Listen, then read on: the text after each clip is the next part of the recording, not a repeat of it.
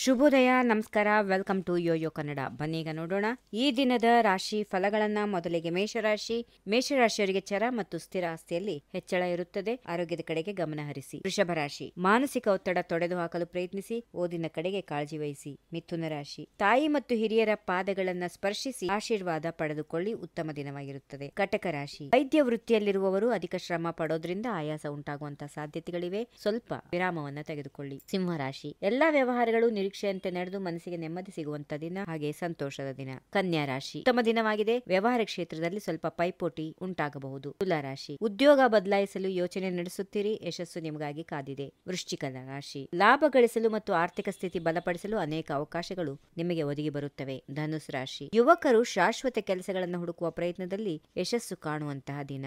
ಮಕರ ರಾಶಿ, ಸಮಾಜದಲ್ಲಿ ವಿಶೇಷವಾದ ಗೌರವ ಪ್ರಾಪ್ತಿಯಾಗುತ್ತದೆ. ಆರೋಗ್ಯ ಉತ್ತಮವಾಗಿರುತ್ತದೆ. ಇನ್ನು ಕುಂಭರಾಶಿ, ವಿನಾಕಾರಣ ವಿವಾದಗಳಲ್ಲಿ ಸಿಲುಕುವ ಸಾಧ್ಯತೆಗಳಿವೆ. ಹಳೆಯ ಸ್ನೇಹಿತರ ಭೇಟಿ ಸಂತಸವನ್ನ ನೀಡುತ್ತದೆ. ಕೊನೆಯದಾಗಿ ಮೀನರಾಶಿ, ಸ್ವಯಂ ಉದ್ಯೋಗಿಗಳಿಗೆ ಶುಭಕರವಾದ ದಿನ. ಆಧ್ಯಾತ್ಮಿಕ ಕಾರ್ಯಗಳಲ್ಲಿ ಪಾಲ್ಗೊಳ್ಳುತ್ತೀರಿ. ಹೀಗಿವೆ ಈ ದಿನದ ರಾಶಿ ಫಲಗಳು. ಸರ್ವರಿಗೆ ಶುಭವಾಗಲಿ. ಶುಭ ದಿನ. ನಮಸ್ಕಾರ. If you like this video, ಬೇಗ ಲೈಕ್ ಮಾಡಿ, ಕಾಮೆಂಟ್ ಮಾಡಿ, ಶೇರ್ ಮಾಡಿ ಹಾಗೂ ಯೋಯೋ ಟಿವಿ ಕನ್ನಡವನ್ನು ಸಬ್ಸ್ಕ್ರೈಬ್ ಮಾಡಿ.